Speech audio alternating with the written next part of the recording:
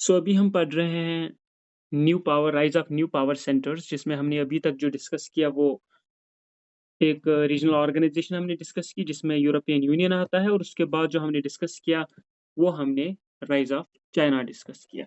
और आज जो हम डिस्कस करने वाले हैं that is about one of another Asian country that is Japan.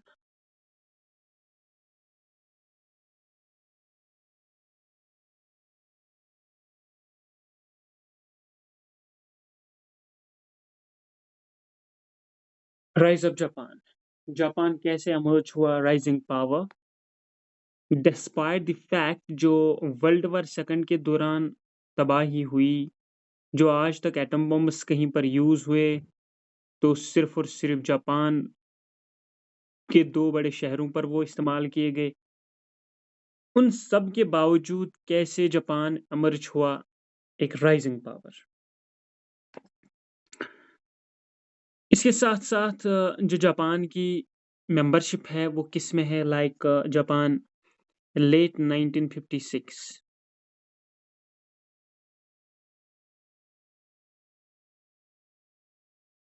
Late 1956 में जो जापान है वो यूएन का मेंबर बना। उसके साथ-साथ यूएन की जो स्पेशलाइज़्ड एजेंसीज़ है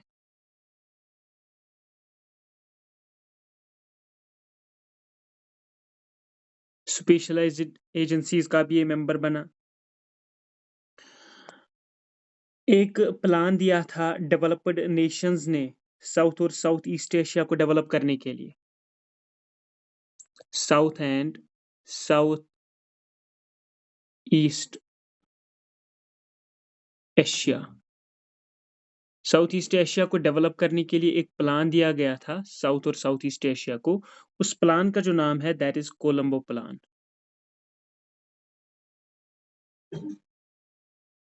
तो जापान जो है ये कोलंबो प्लान का भी कंट्रीब्यूटिंग मेंबर बन गया। मतलब जापान ने भी कंट्रीब्यूट किया इस कोलंबो प्लान के लिए जो साउथ और साउथ ईस्ट एशियन नेशंस की इकोनॉमिक डेवलपमेंट के लिए था। उसके साथ-साथ जो 1948 में जो गैट आया था general agreement on tariffs and trade, इसका भी जापान मेंबर बना था। उसके साथ-साथ जो ऑर्गेनाइजेशन है इकोनॉमिक कोऑपरेशन एंड डेवलपमेंट की, organisation of economic cooperation and development OECD, Japan इसका भी मेंबर बना। और जो एशियन डेवलपमेंट बैंक है एडीबी, एशियन डेवलपमेंट बैंक के लिए भी जापान का बहुत अहम कंट्रीब्यूशन है 1965-66 के दौरान। मतलब जापान आगे आगे रहा जहां तक एस्टैब्लिशमेंट की बात है एशियन डेवलपमेंट बैंक की। और एशियन डेवलपमेंट बैंक का हेडक्वार्टर जो है फिलिपाइन की राजधानी मैनीला में है। तो एशियन डेवलपमेंट बैंक को कॉन्स्टिट्यूट करने में भी आगे आगे जो रहा इस टाइम के दौरान वो जापान ही है। Organisation of economic cooperation and development का भी जापान मेंबर, गैट का भी मेंबर, यूनाइटेड नेशन का मेंबर, यूनाइटेड नेशन की स्पेशलाइज्ड एजेंसीज का member. South and south east Asia के लिए जो डेवलप्ड नेशंस ने कोलंबो प्लान दिया, जापान ने यहाँ भी कंट्रीब्यूट किया। उसके साथ इन ऑर्गेनाइजेशंस इन ग्रुपिंग्स के साथ जापान इसके अलावा जो मेंबर है वो ग्रुप ऑफ 7 ग्रोइंग इकोनॉमीज का है, यानी G7 का भी जापान मेंबर है। G7 ये 7 ग्रोइंग इकोनॉमीज है जिसमें जूस जीएफ जैसे J for Japan, U for America, I for Italy, C for Canada, E for England, G for Germany, F for France. ये G7 है, juice with GF. So juice with GF, इसको आप trick से याद रख सकते हो G7 के मेंबर्स। इन G7 में जापान भी एक मेंबर है। ये ग्रोइंग इकोनॉमीज है G7। इसके साथ साथ जो एशियन पैसिफिक इकोनॉमिक कोऑपरेशन है, जापान इसका भी मेंबर है। गैट को जो रिप्लेस किया वर्ल्ड ट्रेड ऑर्गेनाइजेशन ने 1995 जापान इसका भी मेंबर है। उसके साथ साथ जापान इंटरनेशनल मॉनेटरी फंड का भी मेंबर बना 1992 में। उसके साथ साथ जो एक रीजनल ऑर्गेनाइजेशन है साउथ ईस्ट एशिया में, आसियान जिसको हम कहते हैं, आसियान के +3 जो है उनमें जापान, इन 3 में एक जापान भी आता है, तो जापान इसका भी मेंबर है। तो ये वो ग्रुपिंग्स है जो इंटरनेशनल लेवल पर बहुत रेपुटेशन रखती है, और इन तमाम ग्रुपिंग्स में हम देखें तो जापान इनका मेंबर है।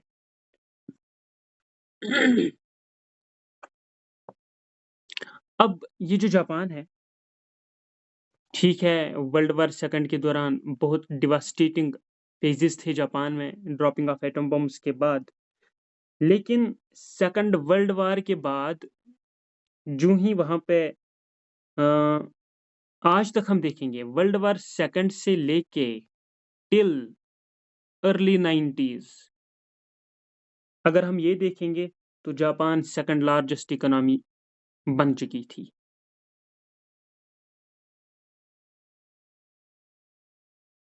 सेकंड लार्जेस्ट इकोनॉमी जापान बन चुकी थी वर्ल्ड वार सेकंड से लेके 1990s तक। Despite the fact world war second के दौरान सबसे ज्यादा डैमेज जो हुआ वो जापान को हुआ, इसके बावजूद इन्होंने ट्रैक पकड़ा और सेकंड लार्जेस्ट इकोनॉमी कहला रही थी। लेकिन कोल्ड वार के दौरान एक वो आता है ना, वो फेजेस ऑफ कोल्ड वार, जिसमें हम कहते हैं कोरियन क्राइसिस, 50 से लेके 1953 तक। कोरियन क्राइसिस के दौरान जो भी डिमांड्स थी गुड्स एंड सर्विसेज की, चाहे वो कोरिया के लिए थी या यूएन के पीस कीपिंग फोर्सेस के लिए थी या बाकी टीम्स के लिए थी, वो सारे जो भी अखराजात थे, जो भी डिमांड्स थी, वो सारे ऑर्डर्स किसको मिल रहे थे? वो जापान को मिल रहे थे। सो इनडायरेक्टली कोरियन क्राइसिस से जो फायदा हो रहा था वो जापान को हो रहा था, चाहे वो यूएन के लिए कुछ ऑर्डर्स थे गुड्स एंड सर्विसेज, या खुद कोरिया या बाकी जो बेलिग्रेंट्स थे, जिसको हम कहते हैं जो शरीक यहाँ पे थे, उन सब की जितनी भी वो दरकार थी, ग्रीवेंसेस थी, डिमांड्स थी, रिक्वायरमेंट्स थी, ऑर्डर्स थे, वो सारे गुड्स और सर्विसेज जो है वो फुलफिल करता था जापान। सो वहां पर जापान को एक चांस मिला किसके लिए? वर्ल्ड वार सेकंड के डिवास्टेटिंग इफेक्ट से रिकवर होने के लिए। सो रिकवरी के लिए खासा इंपॉर्टेंट चांस मिला जापान को थ्रू कोरियन क्राइसिस।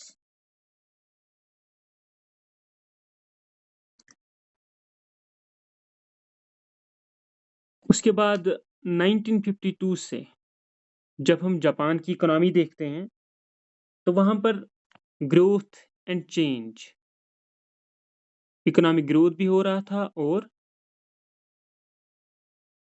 तब्दीली भी आ रही थी। और जापान को लगा मोस्टली 1952 से लेके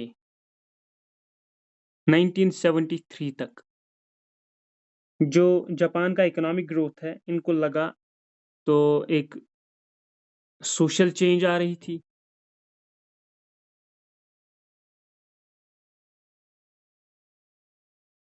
एक्सेलरेटेड इकोनॉमिक ग्रोथ था।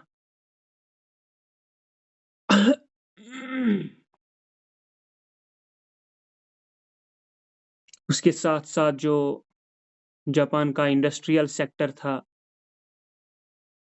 वहाँ भी डेवलपमेंट हो रहा था, इंडस्ट्रियल डेवलपमेंट जिसको हम कहते हैं, यानी इंडस्ट्रियलाइजेशन हो रही थी।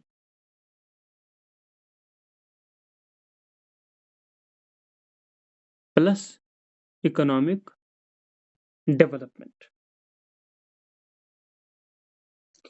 ये सारी चीजें जब हो रही थी 1952 से लेके 1973 तक, तो वहां पर क्या होता गया? वहां पर जो लोग थे उन्होंने माइग्रेशन के लिए, उन्होंने माइग्रेशन की बेटर लाइवलीहुड के लिए, रोजगार के लिए, from rural areas to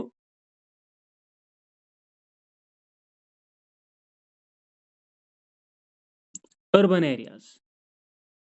rural areas से जापान के लोगों ने बेटर लाइवलीहुड के लिए, क्वालिटी लाइफ के लिए माइग्रेशन की। अर्बन एरियाज में इंडस्ट्रियल डेवलपमेंट की वजह से, इंडस्ट्रियलाइजेशन की वजह से, इकोनॉमिक डेवलपमेंट, सोशल चेंजेस की वजह से, और ये माइग्रेशन जो मोस्टली हुई 52 से 1973 तक हुई। ये सारी माइग्रेशन क्यों हुई?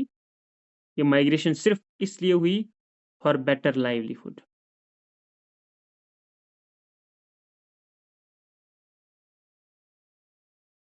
Better livelihood plus rising standard of life.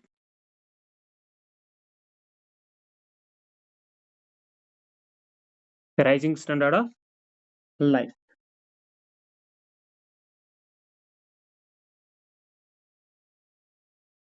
उसके साथ साथ यहाँ पे एक और चीज़ हुई 19 जो इसी 52 से 1973 के दौरान होती है वो, लेकिन किस डिकेड में होती है? 1960s। 1960s में दो चीज़ें होती है जो जापान का रैपिड ग्रोथ होता है।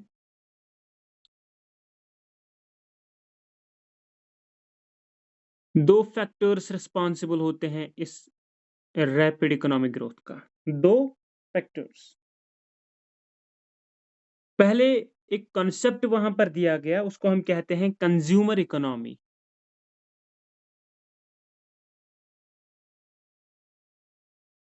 और ये किसने दिया था? इकीडा हयाटो ने। इकीडा हयाटो। इसने वो कंज्यूमर इकोनॉमी के लिए कौन सा प्लान दिया था? उसको हम कहते हैं income doubling plan. Income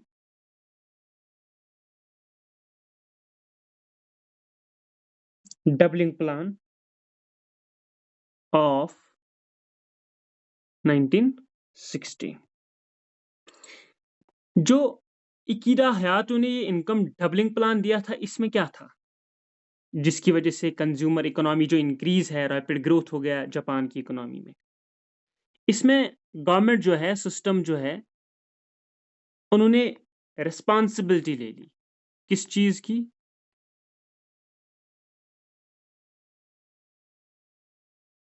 responsibility for social welfare,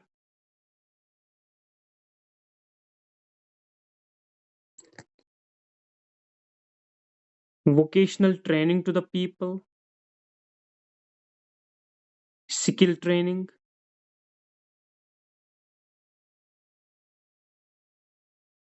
इसके अलावा एजुकेशन को आम करना।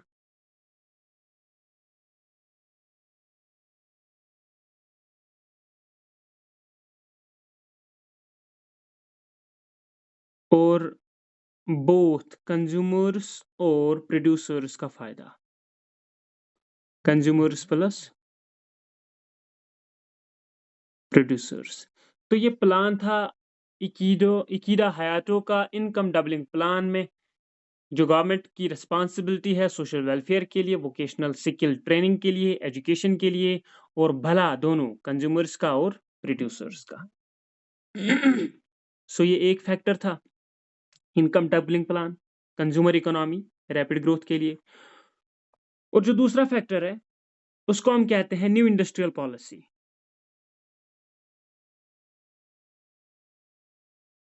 New industrial policy. जो जापान की न्यू इंडस्ट्रियल पॉलिसी है, ये किसने दी थी?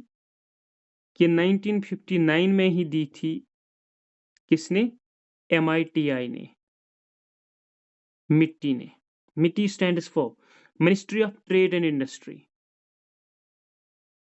Ministry of trade and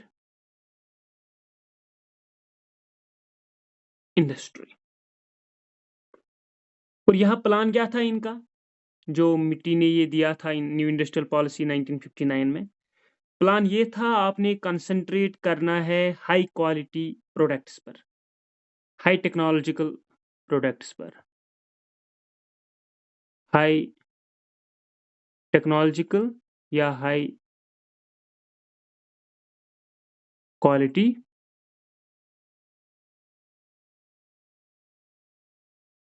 products पर आपने फोकस करना है।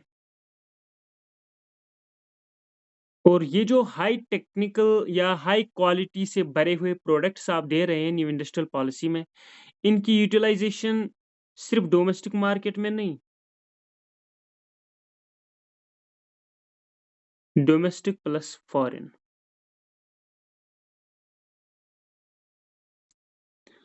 तो चाहे वो डोमेस्टिक कंजप्शन हो या फॉरेन कंजप्शन हो, दोनों के लिए आप इंडस्ट्रियल जो प्रोडक्ट्स है वो हाई क्वालिटी के होंगे, हाई टेक्नोलॉजिकल क्वालिटी के होंगे।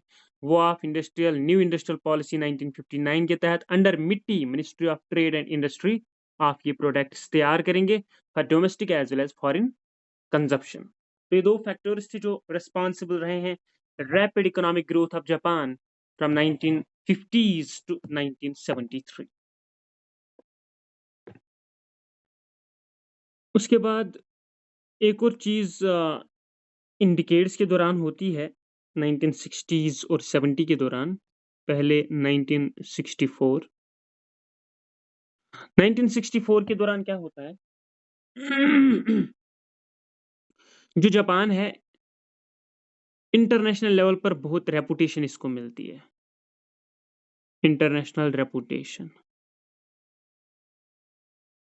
किस वजह से ये रेपुटेशन जापान को इसलिए मिल रही है क्योंकि जापान बहुत अच्छी तरह से कामयाब होता है। किस चीज़ के लिए? समर ओलंपिक्स कंडक्ट करने के लिए।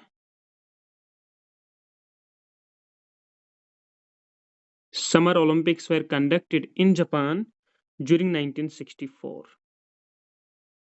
तो ओलंपिक्स इन्होंने मुनाकिद वहां पे कराए, तो उससे कितनी इनकम उनको हुई होगी? एक, तो इंटरनेशनल लेवल पर इनकी रेपुटेशन बढ़ गई। और दूसरी चीज जो है, दैरिस ओलंपिक्स के बाद वहां एक मेला लगा जिसको हम कहते हैं Osaka world exposition. Osaka world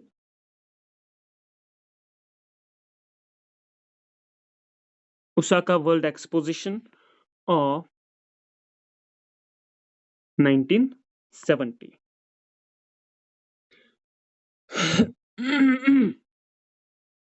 ये मेला मार्च से लेके सितंबर तक रहा और ये जापान का पहला जो इंटरनेशनल लेवल का फेयर था वो जापान में हुआ। World first world fair held in Japan, that was this Osaka world exposition of 1970। और इसमें जो थीम थी, इस फेयर की जो थीम थी, that was P&H, that is progress and harmony. Progress and harmony, ये तरक्की और सुकून किसके लिए? For Mankind. This was the theme of Osaka world exposition. ये इसकी थीम थी। लेकिन इसके बाद जो जापान की इकोनॉमी है उसको एक सेटबैक हो जाता है। ये सेटबैक जब जापान की इकोनॉमी को होता है, दैट मीन्स जापान में जो है हालात थोड़े से खराब हो जाते हैं। जो इन्फ्लेशन रेट है वो बहुत ऊपर तक चला जाता है। आपका इन्फ्लेशन रेट ऊपर तक चला जाता है। आपके जो रियल एस्टेट है उसमें भी बहुत महंगाई आ जाती है। उसके साथ साथ जो आपका स्टॉक मार्केट है वहाँ भी आपको बहुत इन्फ्लेशन फेस करनी पड़ती है। सो जब ये चीज़ें होती है, जापान की इन्फ्लेशन रेट बढ़ जाती है, रियल एस्टेट में महंगाई होती है, स्टॉक मार्केट भी महंगाई मतलब का शिकार हो जाता है। तो वहाँ पर इसके लिए जो जापान की इकोनॉमी है वो क्या होती है, वो एक्सेलरेट नहीं करती है बल्कि स्टैग्नेट करती है। स्टैग्नेटेड इकोनॉमी, जापान की स्टैग्नेटेड इकोनॉमी आ जाती है ड्यूरिंग लेट 1980s, 1986। तो 1986 के दौरान जब ये इकोनॉमिकली इन्फ्लेशन वहाँ बढ़ जाती है, इकोनॉमी जो है जापान की वो स्टैग्नेट हो जाती है, तो वहाँ पर इसके लिए एक टर्मिनोलॉजी आती है that is known as bubble economy of 1986।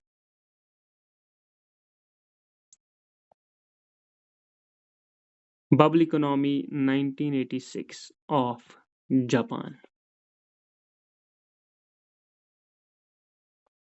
और यूजुअली इसके लिए कहा जाता है ये मोस्टली रही 1986 से लेके 1991 तक, बबल इकोनॉमी, जब इन्फ्लेशन रेट बहुत हाई थी।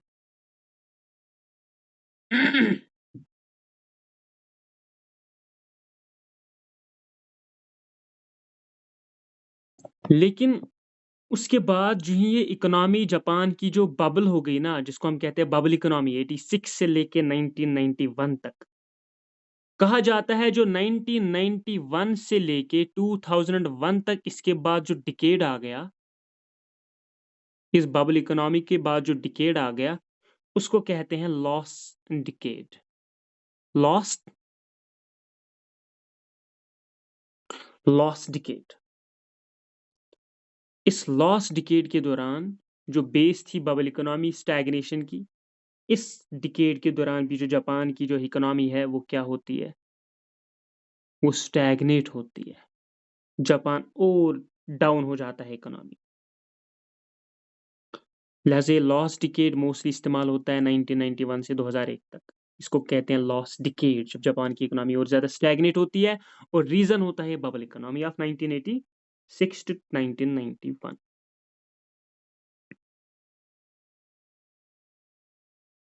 उसके बाद यहाँ पर जापान जो है थोड़ा सा यहाँ जियोपॉलिटिक्स में चला जाता है। जैसे अगर हम देखेंगे,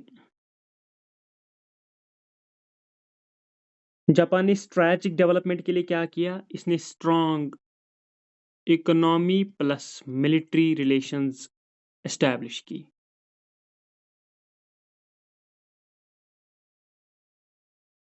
strong economy and military relations किसके साथ, इन पर्टिकुलर यूनाइटेड स्टेट्स के साथ। सिर्फ यही नहीं, जो अमेरिका है, अमेरिका को सबसे ज्यादा एक्सपोर्ट्स जो आते हैं वो जापान से आते हैं। दैट मीन्स अमेरिका जो है ज्यादा चीजें किससे लेता है, जापान से लेता है। सो जापान के एक्सपोर्ट्स का मेजर मार्केट जो है वो अमेरिका है।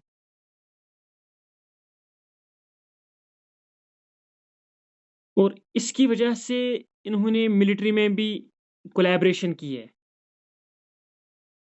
To protect the Japanese interests, to defend the Japan at crucial junctures, जब भी वक्त डिमांड करे। और इसी स्ट्रेटजिक रिलेशन को बढ़ा के, यहाँ तो अमेरिका के साथ था, इसी स्ट्रेटजिक रिलेशन को जापान ने बढ़ाने के लिए क्या किया, जापान ने यही मिलिट्री या सिक्योरिटी पैक्ट किया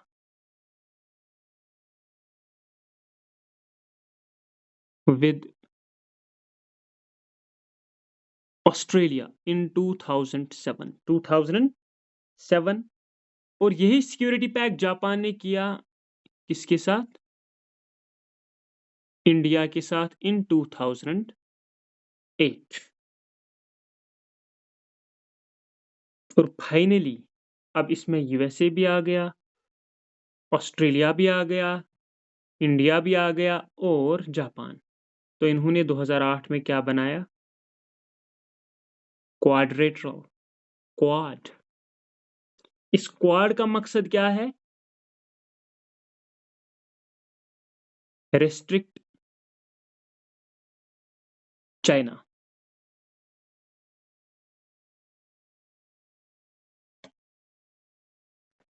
उसके बाद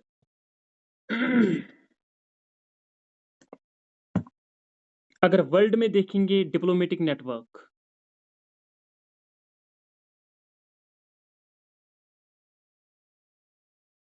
तो जापान की जो रैंक है वर्ल्ड में वो फिफ्थ है। फिफ्थ लार्जेस्ट डिप्लोमेटिक नेटवर्क जो है वो जापान के पास है।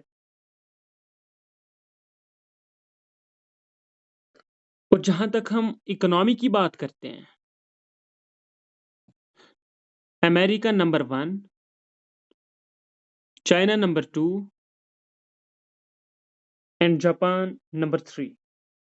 जहां तक इकोनॉमी की बात है, nominal GDP, nominal GDP, America, China, Japan. तो जापान यहाँ तीसरे नंबर पे है नेशनल नॉमिनल जीडीपी की जब हम बात करते हैं। लेकिन जब परचेजिंग पावर पैरिटी की बात करते हैं, पीपीपी, परचेजिंग पावर पैरिटी की बात करते हैं, तो वहां पर जो जापान है वो चौथे नंबर पे आता है। जैसे परचेजिंग पावर पैरिटी में पहले अमेरिका, फिर चाइना, फिर इंडिया, उसके बाद जापान। सो ट्रिपल पी में जापान का जो सीरियल है वो 4 है। तो दोनों में ये टॉप 5 में आता है, इकोनॉमी और परचेजिंग पावर पैरिटी में। और ये फिगर्स है 2021 के। और जहां तक खुशहाली की बात है या ह्यूमन डेवलपमेंट इंडेक्स की बात है, तो ह्यूमन डेवलपमेंट इंडेक्स में जापान जो है, जो लाइफ एक्सपेक्टेंसीज यहाँ पे है, जापान की रैंक जो है वो बहुत हाई है, टॉप लेवल की है। और जापान को माना जाता है ग्लोबल लीडर किस चीज में? ग्लोबल लीडर जापान किस चीज में माना जाता है? इलेक्ट्रॉनिक इंडस्ट्रीज में।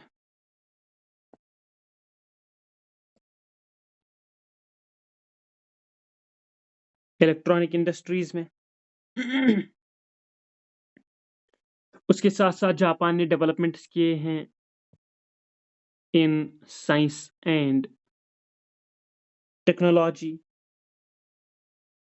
और जहां तक अनएम्प्लॉयमेंट रेट है जापान की, बहुत लो है, लो अनएम्प्लॉयमेंट रेट। मतलब यहाँ हाई एम्प्लॉयमेंट रेट है, यहाँ लो अनएम्प्लॉयमेंट रेट है।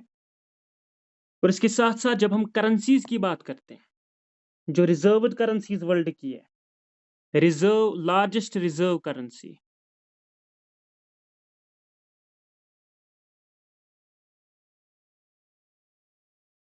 लार्जेस्ट रिजर्व करेंसी में पहले यूएस डॉलर आता है, दूसरे नंबर पे यूरो आता है, और तीसरे नंबर पे जापान की येन आती है। तो third reserve currency in the world is yen, first is US dollar and second is euro and third is Japanese yen, reserve currency.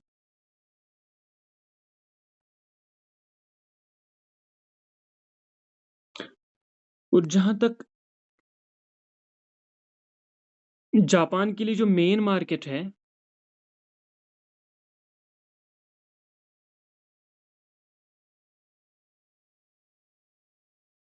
वो अमेरिका है और चाइना है, जहां तक मेन मार्केट्स की बात है।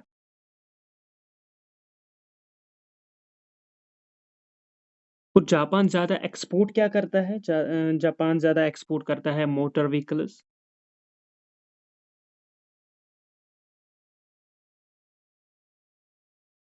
मोटर व्हीकल्स के साथ साथ iron and steel products.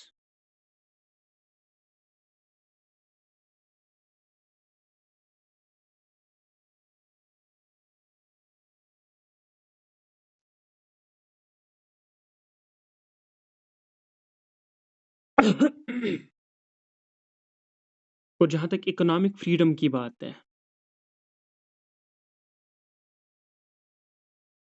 Economic freedom में जो जापान है, इसमें भी इसकी जो रैंक है बहुत हाई है, ranking very high in economic freedom. और जापान जो है ऑटोमोबाइल प्रोड्यूसर में थर्ड लार्जेस्ट है,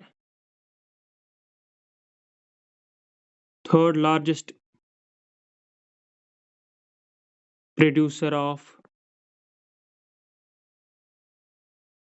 automobiles and being home to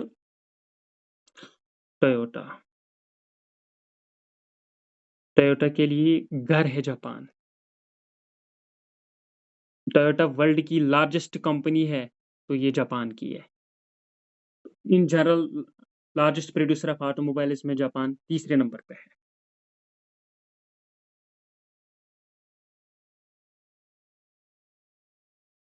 उसके साथ साथ जापान ने जो इनके रिसेंटली इनके लीडर मर गए शिंजो एबे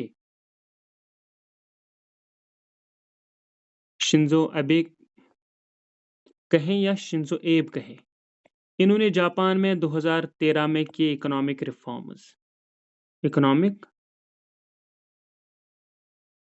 रिफॉर्म्स जो इन्होंने किए उसको हम कहते हैं एबिनॉमिक्स, उसी के नाम पे ये इंपॉर्टेंट पॉइंट है। एबिनॉमिक्स economic reforms 2013,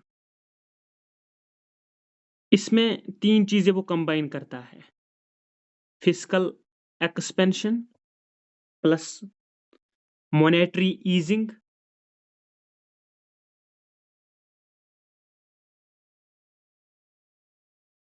plus structural reform.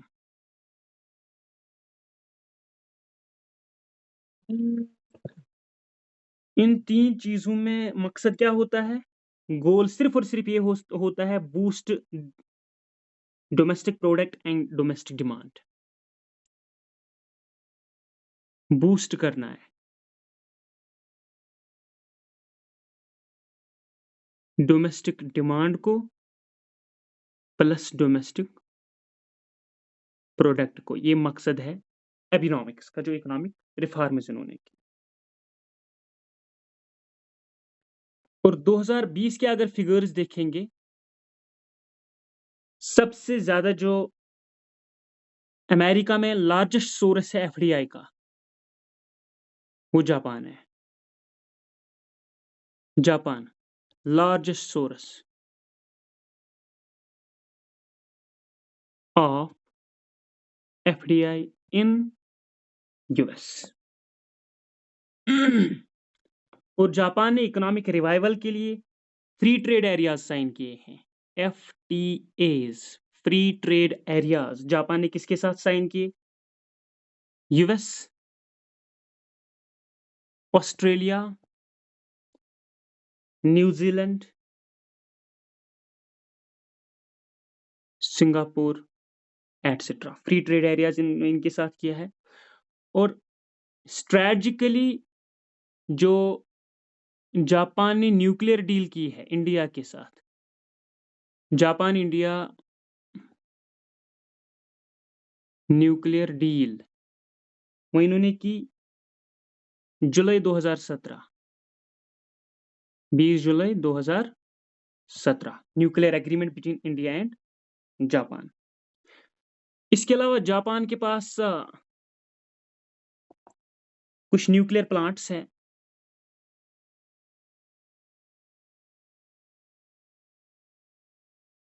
Nuclear plants जो जापान के हैं, लाइक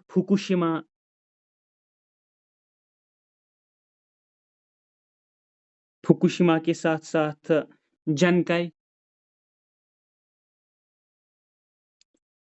और हमाउका एटसेट्रा। 2015 में जापान ने मालाबार एक्सरसाइजेस ज्वाइन की, जो कि मालाबार मिलिट्री एक्सरसाइजेस है इंडिया के साथ, मतलब क्वाड मेंबर्स के साथ। ये सारी चीजें बहुत इंपॉर्टेंट है जहां तक जापान के एज ए राइजिंग पावर की बात है।